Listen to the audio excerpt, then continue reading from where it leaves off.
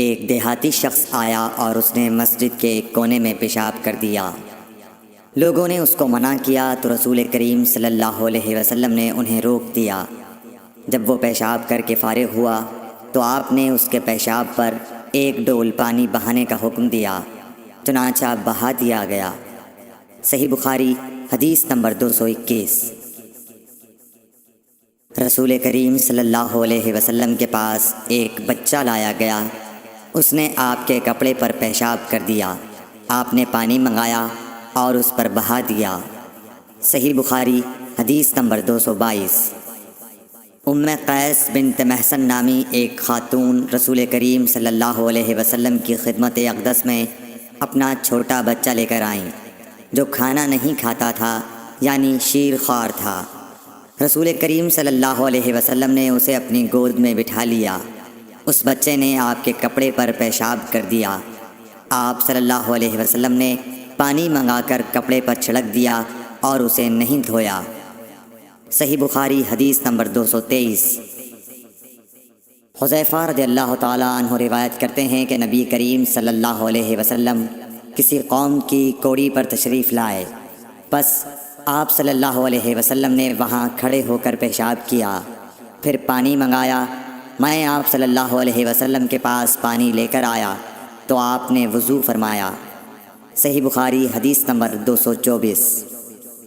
حذیفہ رضی اللہ تعالیٰ عنہ کہتے ہیں کہ ایک مرتبہ میں اور رسول کریم صلی اللہ علیہ وسلم جا رہے تھے کہ ایک قوم کی کوڑی پر جو ایک دیوار کے پیچھے تھی پہنچے، تو آپ اس طرح کھڑے ہو گئے جس طرح ہم تم میں سے کوئی شخص کھڑا ہوتا ہے۔ پھر آپ نے پیشاب کیا اور میں ایک طرف ہٹ گیا۔ تب آپ نے مجھے اشارہ کیا تو میں آپ کے پاس پردے کی غرض سے آپ کی ایڑیوں کے قریب کھڑا ہو گیا، یہاں تک کہ آپ پیشاب سے فارغ ہو گئے۔ بوقت ضرورت ایسا بھی کیا جا سکتا ہے۔ صحیح بخاری حدیث نمبر 225۔ ابو موسیٰ اشعری پیشاب کے بارے میں سختی سے کام لیتے تھے اور کہتے تھے کہ بنی اسرائیل میں جب کسی کے کپڑے کو پیشاب لگ جاتا تو اسے کاٹ ڈالتے۔ ابو حذیفہ کہتے ہیں کہ کاش وہ اپنے اس تشدد سے رک جاتے، کیونکہ رسول اللہ صلی اللہ علیہ وسلم کسی قوم کی کوڑی پر تشریف لائے اور آپ نے وہاں کھڑے ہو کر پیشاب کیا۔ صحیح بخاری حدیث نمبر 226۔ ایک عورت نے رسول کریم صلی اللہ علیہ وسلم کی خدمت میں حاضر ہو کر عرض کی، حضور فرمائیے ہم میں سے کسی عورت کو کپڑے میں حیض آ جائے تو وہ کیا کرے؟ آپ نے فرمایا کہ پہلے اسے کھرچے، پھر پانی سے رگڑے اور پانی سے دھو ڈالے اور اسی کپڑے میں نماز پڑھ لے۔ صحیح بخاری حدیث نمبر 227۔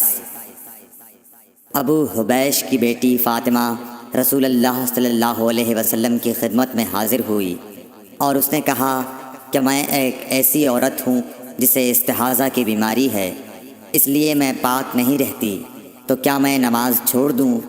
آپ نے فرمایا نہیں، یہ ایک رگ کا خون ہے، حیض نہیں ہے، تو جب تجھے حیض آئے تو نماز چھوڑ دے، اور جب یہ دن گزر جائیں تو اپنے بدن اور کپڑے سے خون کو دھو ڈال، پھر نماز پڑھ۔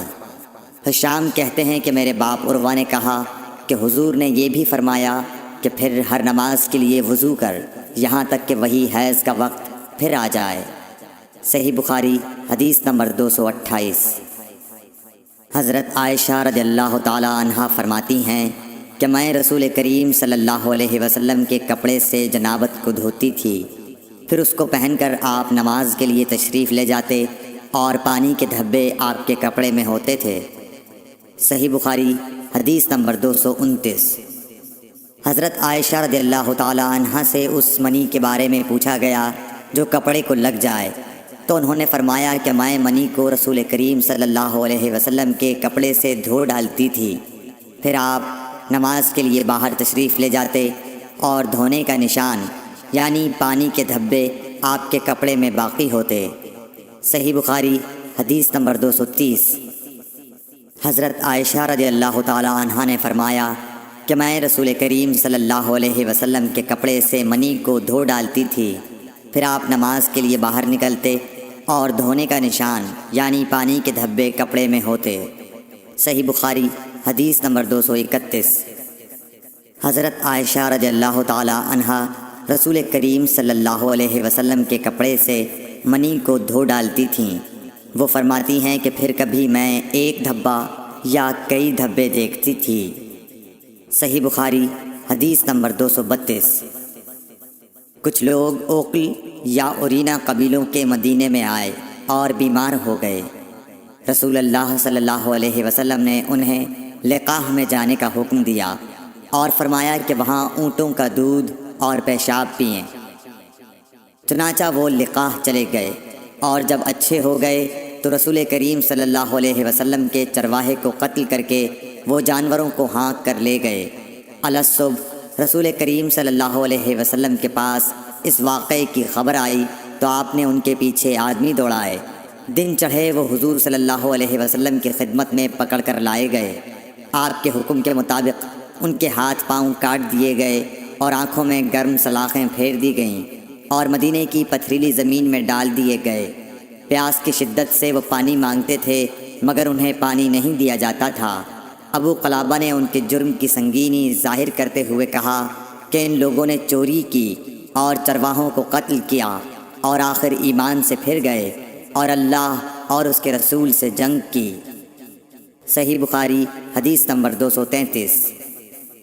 رسول اللہ صلی اللہ علیہ وسلم مسجد کی تعمیر سے پہلے نماز بکریوں کے باڑے میں پڑھ لیا کرتے تھے۔ صحیح بخاری حدیث نمبر 234۔ رسول کریم صلی اللہ علیہ وسلم سے چوہے کے بارے میں پوچھا گیا جو گھی میں گر گیا تھا۔ فرمایا اس کو نکال دو اور اس کے آس پاس کے گھی کو نکال پھینکو اور اپنا باقی گھی استعمال کرو۔ صحیح بخاری حدیث نمبر 235۔ رسول کریم صلی اللہ علیہ وسلم سے چوہے کے بارے میں دریافت کیا گیا جو گھی میں گر گیا تھا۔ آپ نے فرمایا کہ اس چوہے کو اور اس کے آس پاس کے گھی کو نکال کر پھینک دو۔ صحیح بخاری حدیث نمبر 236۔ رسول اللہ صلی اللہ علیہ وسلم نے فرمایا ہر زخم جو اللہ کی راہ میں مسلمان کو لگے وہ قیامت کے دن اسی حالت میں ہوگا جس طرح وہ لگا تھا۔ اس میں سے خون بہتا ہوگا جس کا رنگ تو خون سا ہوگا اور خوشبو مشک کی سی ہوگی۔ صحیح بخاری حدیث نمبر 237۔ رسول کریم صلی اللہ علیہ وسلم نے فرمایا کہ ہم لوگ دنیا میں پچھلے زمانے میں آئے ہیں مگر آخرت میں سب سے آگے ہیں۔ صحیح بخاری حدیث نمبر 238۔ رسول اللہ صلی اللہ علیہ وسلم نے فرمایا کہ تم میں سے کوئی ٹھہرے ہوئے پانی میں جو جاری نہ ہو پیشاب نہ کرے پھر اسی میں غسل کرنے لگے، یعنی یہ ادب اور نظافت کے خلاف ہے کہ اسی پانی میں پیشاب کرنا اور پھر اسی سے غسل کرنا۔ صحیح بخاری حدیث نمبر 239۔ ایک دفعہ رسول کریم صلی اللہ علیہ وسلم کعبہ شریف میں سجدے میں تھے۔ ایک دوسری سند سے رسول اللہ صلی اللہ علیہ وسلم کعبے کے نزدیک نماز پڑھ رہے تھے اور ابو جہل اور اس کے ساتھی بھی وہیں بیٹھے ہوئے تھے۔ تو ان میں سے ایک نے دوسرے سے کہا کہ تم میں سے کوئی شخص ہے جو قبیلے کی جو اونٹنی ذبح ہوئی ہے اس کی اوجڑی اٹھا لائے اور لا کر جب محمد صلی اللہ علیہ وسلم سجدے میں جائیں تو ان کی پیٹھ پر رکھ دے۔ یہ سن کر ان میں سے ایک سب سے زیادہ بدبخت آدمی اٹھا اور وہ اوجڑی لے کر آیا اور دیکھتا رہا۔ جب آپ نے سجدہ کیا تو اس نے اس اوجڑی کو آپ کے دونوں کندھوں کے درمیان رکھ دیا۔ عبداللہ بن مسعود کہتے ہیں میں یہ سب کچھ دیکھ رہا تھا مگر کچھ نہ کر سکتا تھا، کاش اس وقت مجھے روکنے کی طاقت ہوتی۔ عبداللہ کہتے ہیں کہ وہ ہنسنے لگے اور ہنسی کے مارے لوٹ پوٹ ہونے لگے اور رسول اللہ صلی اللہ علیہ وسلم سجدے میں تھے، بوجھ کی وجہ سے اپنا سر نہیں اٹھا سکتے تھے، یہاں تک کہ حضرت فاطمہ رضی اللہ تعالی عنہا آئیں اور وہ بوجھ آپ کی پیٹھ پر سے اتار کر پھینکا۔ تب آپ نے سر اٹھایا، پھر 3 بار فرمایا یا اللہ تو قریش کو پکڑ لے۔ یہ بات ان کافروں پر بہت بھاری ہوئی کہ آپ نے انہیں بد دعا دی۔ عبداللہ کہتے ہیں کہ وہ سمجھتے تھے کہ اس شہر مکے میں جو دعا کی جائے وہ ضرور قبول ہوتی ہے۔ پھر آپ نے ان میں سے ہر ایک کا جدا جدا نام لیا کہ اے اللہ ان ظالموں کو ضرور ہلاک کر دے۔ ابو جہل عتبہ بن ربیعہ، شیبہ بن ربیعہ، ولید بن عتبہ، امیہ بن خلف اور عقبہ ابن ابی معیط کو۔ 7ویں آدمی کا نام بھی لیا مگر مجھے یاد نہیں رہا۔ اس ذات کی قسم جس کے قبضے میں میری جان ہے کہ جن لوگوں کے بد دعا کرتے وقت آپ نے نام لیے تھے، میں نے ان کی لاشوں کو بدر کے کنویں میں پڑا ہوا دیکھا۔ صحیح بخاری حدیث نمبر 240۔ حضرت انس رضی اللہ تعالی عنہ روایت کرتے ہیں کہ رسول اللہ صلی اللہ علیہ وسلم نے ایک مرتبہ اپنے کپڑے میں تھوکا۔ صحیح بخاری حدیث نمبر 241۔ رسول کریم صلی اللہ علیہ وسلم نے فرمایا کہ پینے کی ہر وہ چیز جو نشہ لانے والی ہو حرام ہے۔ صحیح بخاری حدیث نمبر 242۔